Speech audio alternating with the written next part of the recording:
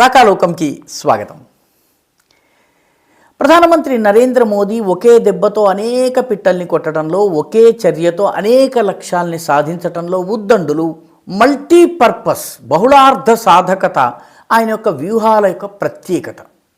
ఒకేసారి అనేక మెసేజ్లు ఆయన ఇవ్వగలరు.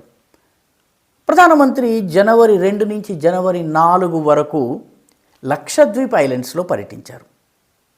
ఈ లక్షద్వీప్ ఐలాండ్స్కి నిజానికి లక్షద్వీప్ 32 ద్వీపాల సమాహారము.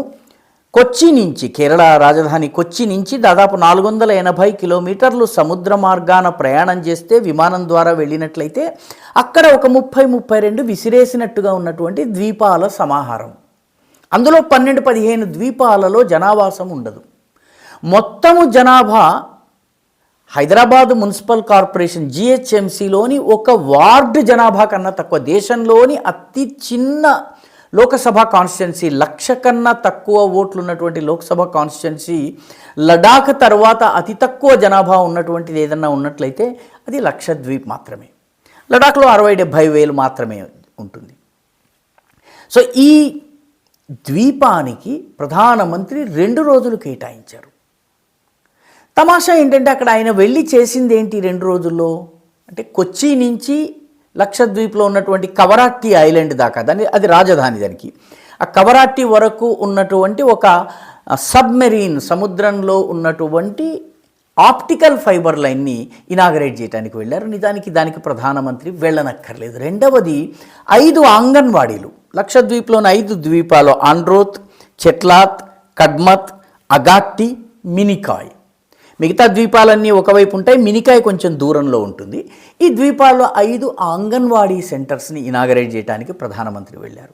ఇది కాకుండా 1,50,000 లీటర్ల డీసాలినేషన్ ప్లాంట్, సముద్రపు ఉప్పు నీళ్ళని మంచినీళ్లుగా మార్చేటటువంటి ప్లాంట్ని ఆయన ఇనాగరేట్ చేయడానికి వెళ్ళారు. 1,50,000 లీటర్లు అంటే మన బంజారా హిల్స్, జూబ్లీ హిల్స్ యొక్క మంచినీటి అవసరాలకు కూడా సరిపోదు. అంటే అంత చిన్న ప్రాజెక్టు కోసం, 3 ప్రాజెక్టుల కోసం ఆయన వెళ్ళారు. ఎందుకు వెళ్ళారు? మొట్టమొదటి లక్ష్యము లక్షద్వీప్ ఏదైతే ఉందో సముద్రానికి చాలా దూరంగా, మిగతా దేశానికి దూరంగా ఉన్నటువంటి లక్షద్వీపులతో మిగతా భారతదేశానికి ఉన్నటువంటి ఎమోషనల్ కనెక్ట్, భావాత్మకమైనటువంటి ఏకత ఏదైతే ఉందో, సమైక్య భావన ఏదైతే ఉందో ఆ భావనను నిర్మాణం చేయటము ఈ టూర్ యొక్క ప్రథమ లక్ష్యం. లక్షద్వీప్ ప్రజలకి ఎవరు పెద్ద అధికారులు రారు, మంత్రులు రారు, ఎవరు పర్యటించరు. కాబట్టి ప్రధానమంత్రి అక్కడికి వెళ్ళడం వల్ల ఆ ద్వీపాలకు ప్రాధాన్యత వస్తుంది, ఆ ద్వీప ప్రజలకు కూడాను ఆనందం కలుగుతుంది. అయితే ఇది రాజకీయం కోసం చేశారా? రాజకీయం కోసం చేయడం అనేది అసాధ్యం. ఎందుకంటే లక్షద్వీప్ యొక్క జనాభా 99.99% ముస్లిములు. వాళ్ళు ఎవరు కూడాను ఓటు వేసే అంటే మోదీకి కానీ బీజేపీకి కానీ ఓటు వేయరు. కాబట్టి ఎన్నికల పరంగా ప్రధానమంత్రికి ఎటువంటి లాభం లేదు. కేవలము భావాత్మకమైనటువంటి సమైక్యత మాత్రం కోసమే ఆయన వెళ్ళారు. ఇది ప్రథమ లక్ష్యం. రెండవది, లక్షద్వీప్లో ఇటీవల కీలకమైనటువంటి మార్పులు చోటు చేసుకున్నాయి. ఇంతకాలము అక్కడ శుక్రవారము వారాంతపు సెలవుగా ఉండేది, దేశమంతా ఆదివారము, లక్షద్వీప్లో శుక్రవారం. దీనిని మార్చడమే కాకుండా లక్షద్వీప్లో మిగతా దేశంతో సంబంధం లేనట్టుగా ఉన్నటువంటి అనేక రూల్స్ని మార్చి దేశంతో పాటు కలపటము, సమానమైనటువంటి రూల్స్ అండ్ రెగ్యులేషన్స్ తీసుకొచ్చేటటువంటి వ్యవస్థ కేంద్ర ప్రభుత్వం చేసింది. దానికి వ్యతిరేకంగా అక్కడ ప్రజలు కొంత పోరాడారు. ప్రారంభ దశల్లో ప్రజలకు అర్థం చేయించిన తరువాత వాళ్ళను ఊరడించేందుకు ప్రధానమంత్రి వెళ్ళారు. ఇది 2వ లక్ష్యం. 3వ లక్ష్యము లక్షద్వీప్ యొక్క టూరిజంని అభివృద్ధి చేయటం. ఎందుకంటే లక్షద్వీప్లో అద్భుతమైనటువంటి టూరిజం అవకాశం ఉంది, కానీ ఈ టూరిజంని ఎవరు కూడా పెద్దగా ఉపయోగించుకోరు. ప్రధానమంత్రి కనుక అక్కడికి వెళ్ళి 1 రోజు 2 రోజులు ఉండి అక్కడ బీచెస్ను, అక్కడ ఉన్నటువంటి ప్రకృతి సౌందర్యాన్ని, కాలుష్యం లేనటువంటి వాతావరణాన్ని కనుక ఆయన ప్రమోట్ చేస్తే దేశంలోని టూరిస్టులు చాలామంది వెళ్తారు. అంటే నరేంద్ర మోదీ చెప్పగానే వెళ్తారా అని కొందరు సందేహసింహులు ప్రశ్నించవచ్చును. చాలామందికి తెలియని విషయం ఏంటంటే 1984లో ప్రధానమంత్రి అయిన తర్వాత 1985లో రాజీవ్ గాంధీ, సోనియా గాంధీ, రాహుల్ గాంధీ, ప్రియాంక వాద్రాల కుటుంబం ఏదైతే ఉందో, అప్పటి ప్రధానమంత్రి రాజీవ్ గాంధీ కుటుంబము లక్షద్వీప్లో ఉన్నటువంటి బంగారం ఐలాండ్స్లో ఒక 4-5 రోజులు గడిపారు. మొట్టమొదటిసారి బంగారం ఐలాండ్స్ గురించి భారతీయులకు తెలిసింది, టూరిజం పెరిగింది. బంగారం ఐలాండ్స్ ఏదైతే ఉందో అది అగాట్టికి కవరాట్టి 2 ద్వీపాలకి చాలా దగ్గరగా ఉంటుంది. దాని దగ్గరలో మరి 2 ద్వీపాలు ఉంటాయి, ఒకటి తిన్నక్కర, మరొకటి పరాలి. ఈ ద్వీపాలు 3 ద్వీపాల సమూహం. ఇది ప్రత్యేకత ఏంటంటే పగటిపూట చాలా అందంగా ఉంటుంది, ఆనందంగా ఉంటుంది, కానీ రాత్రి అయ్యేటప్పటికీ ఆ ద్వీపాలలో సముద్రంలో ఉండేటటువంటి ప్లాంక్టన్ అనేటటువంటి జీవాలు ఫాస్ఫరస్ను వెదజల్లుతాయి, భాస్వరాన్ని వెదజల్లుతాయి. దీంతో అది భాస్వరము మండుతుంది. మండేసరికి బీచ్, సముద్ర జలాలు రకరకాల రంగులతోటి ప్రతిఫలిస్తూ ఉంటాయి అన్నమాట. దూరం నుంచి చూస్తే చాలా అద్భుతంగా అనిపిస్తుంది. మొత్తం ఏదో అండర్ గ్రౌండ్ లైటింగ్ సిస్టమ్ పెట్టేసేసి సముద్రం అంతా కూడాను జిలుగు వెలుగులు ఉన్నట్టుగా కనిపిస్తుంది. ఫాస్ఫారిసెన్స్ అంటారు. ఇవన్నీ కూడాను రాజీవ్ గాంధీ టూర్ వల్ల బయటకు వచ్చాయి. అటల్ బిహారీ వాజ్పేయి ప్రధానమంత్రిగా ఉన్న సమయంలో ఆయనకు 3-4 రోజులు కుమరకోమ్ అనేటటువంటి రిసార్ట్లో రెస్ట్ తీసుకున్నారు. ఈ కుమరకోమ్ అంత మటుకు దేశంలో ఉన్న వాళ్ళకి తెలియదు, కేవలం కేరళలో కొందరికి తెలుసును. కేరళలో వెంబనాడు లేక్ యొక్క వాటర్ ఫ్రంట్గా ఈ కుమరకోమ్ రిసార్ట్ ఉంది. ఈ కుమరకోమ్ రిసార్ట్లో ప్రధానమంత్రి ఉన్న తరువాత దేశం మొత్తం మీద అసలు కుమరకోమ్ ఒక టూరిజం మ్యాప్లోకి వచ్చింది. కాబట్టి మోదీ వెళ్ళడము వల్ల లక్షద్వీప్ టూరిజం మ్యాప్లోకి వచ్చింది. ఎందుకంటే ఆయన బీచెస్లో కూర్చుని, బీచెస్లో విహరిస్తూ, బీచెస్లో స్నార్కెలింగ్ కూడా చేస్తూ, అంటే అండర్ గ్రౌండ్ ఈత కొట్టడం అనమాట. ఆక్సిజన్ మాస్క్ అవన్నీ పెట్టుకుని వెళ్ళడం, దీన్ని స్నార్కెలింగ్ అంటారు. ఇది ఆయన చేయటం వల్ల టూరిజం మ్యాప్లో లక్షద్వీప్ని పెట్టడం జరిగింది. 4వ లక్ష్యము రాజకీయ లక్ష్యం.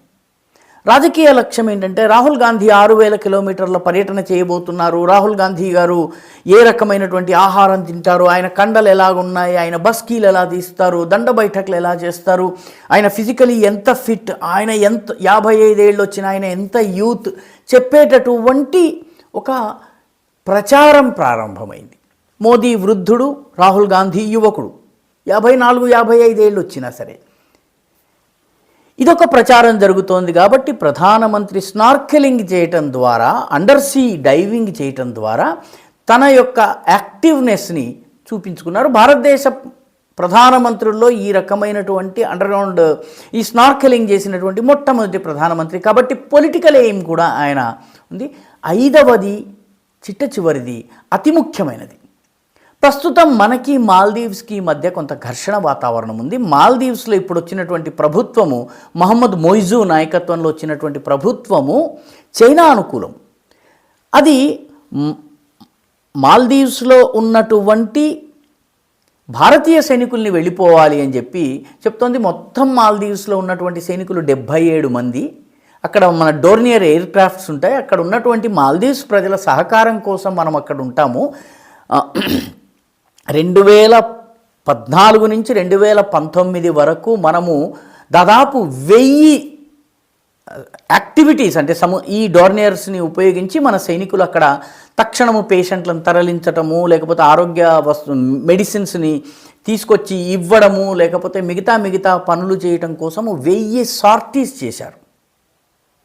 2022లో 272 సార్టీస్ చేశారు. అయితే వీళ్ళను వెళ్ళిపోవాలంటే ఈ 77 మంది సైనికులు మన డార్నియర్ విమానాలు వెళ్ళిపోవాలి. నిజానికి డార్నియర్ విమానాలకు పూసినటువంటి రంగు కూడా మాల్దీవియన్ ఫ్లాగ్ కలర్లో ఉంటుంది, ఇండియన్ ఫ్లాగ్ కలర్లో ఉండదు. కానీ మహమ్మద్ మొయిజు దీన్ని వెళ్ళిపోవాలి అని చెప్పి అంటున్నారు. కాబట్టి భారతదేశం యొక్క ఇన్ఫ్లుయెన్స్ని తగ్గించే ప్రయత్నం చేస్తున్నారు. కాబట్టి భారతదేశపు ఇన్ఫ్లుయెన్స్ని తగ్గించేటటువంటి మాల్దీవ్స్కి ఎలా గుణపాఠం చెప్పాలి, కొట్టకుండా దెబ్బ ఎలా తగలాలి. మాల్దీవ్స్ యొక్క మొత్తము ఆర్థిక ఆదాయ వనరు ఒక్కటి, అదేంటంటే టూరిజం. ప్రపంచవ్యాప్తంగా ఉన్నటువంటి టూరిస్టులు వెళితేనే మాల్దీవ్స్లో ఉపాధి, ఉద్యోగము, డబ్బులు, అవకాశాలు, ఆర్థిక వ్యవస్థ నడుస్తుంది. మాల్దీవ్స్కి వెళ్ళేటటువంటి పర్యాటకుల్లో అత్యధిక సంఖ్యాకులు భారతీయులు. ప్రతి సంవత్సరం దాదాపు $3.5 బిలియన్ ఆదాయము మారిషస్కి టూరిజం ద్వారా వస్తుంది. అందులో దాదాపు అత్యధిక భాగం భారతదేశం నుంచి వస్తుంది. భారతదేశం నుంచి ప్రతి సంవత్సరము దాదాపు 2.5 నుంచి 3 లక్షల మంది పర్యాటకులు వెళ్తారు. మారిషస్ మనకి చాలా దూరంలో ఉంది. మారిషస్ కన్నా దగ్గర లక్షద్వీప్ ఉంది. అంటే లక్షద్వీప్కి మొరీషియస్కి మధ్య ఉన్నట్టు, క్షమించాలి, లక్షద్వీప్కి మాల్దీవ్స్కి ఉన్నటువంటి దూరము దాదాపు 780 కిలోమీటర్లు.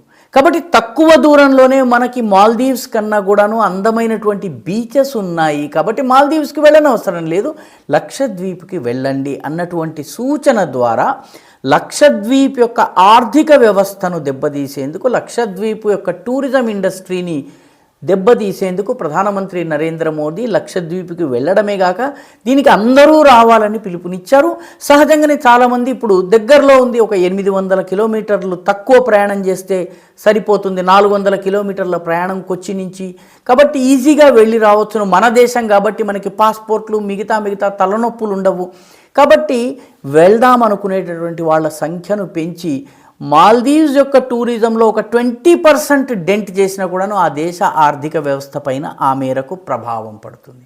కాబట్టి ఇది ఈ టూర్ యొక్క అసలైనటువంటి రహస్య లక్ష్యము. మాల్దీవ్స్లో ఉన్నటువంటి టూరిజం ఇండస్ట్రీని దెబ్బతీసి మాల్దీవ్స్ యొక్క వెళ్ళాల్సినటువంటి టూరిస్టులని లక్షద్వీప్కి రావడం వల్ల మాల్దీవ్స్కి దెబ్బ తగ్గుతుంది, లక్షద్వీప్కి లాభం జరుగుతుంది, తద్వారా ఇండియన్ టూరిజం సెక్టర్ అభివృద్ధి చెందుతుంది అన్నటువంటి లక్ష్యంతో ప్రధానమంత్రి వెళ్ళారు. కాబట్టి ఒక్క టూరు తోటి 5 లక్ష్యాలని ప్రధానమంత్రి సాధించారు. అంతర్జాతీయ లక్ష్యం ఉంది, దేశీయ లక్ష్యం ఉంది, ఎమోషనల్ లక్ష్యం ఉంది, దానితో పాటు రాజకీయపరమైనటువంటి మెసేజింగ్ కూడా ఉన్నది. కాబట్టి ఇన్ని లక్ష్యాలతో ప్రధానమంత్రి యొక్క లక్షద్వీప్ యాత్ర సాగింది. ఈ లక్షద్వీప్ యాత్ర తరువాత లక్షద్వీప్కి వెళ్ళేటటువంటి టూరిస్టుల సంఖ్య ఖచ్చితంగా పెరగబోతోంది. ఎందుకంటే కుమరకోం వాజ్పేయి వెళ్ళినప్పుడు కానీ, లేకపోతే బంగారంకి రాజీవ్ గాంధీ వెళ్ళినప్పుడు కానీ ఇదే జరిగింది. ఈరోజు టూరిజం మ్యాప్లో ఈ రెండు కూడాను చాలా కీలకమైన ప్లేసెస్. ప్రధానమంత్రి వెళ్ళడం వల్ల లక్షద్వీప్కి ఇమ్మెన్స్ బెనిఫిట్ కలగబోతోంది. ఈ వీడియో మీకు నచ్చినట్టయితే లైక్ చేయండి, షేర్ చేయండి, ఈ ఛానల్కు సబ్స్క్రైబ్ చేయండి. మీ అభిప్రాయాన్ని కమెంట్ల రూపంలో తప్పనిసరిగా పంపించండి.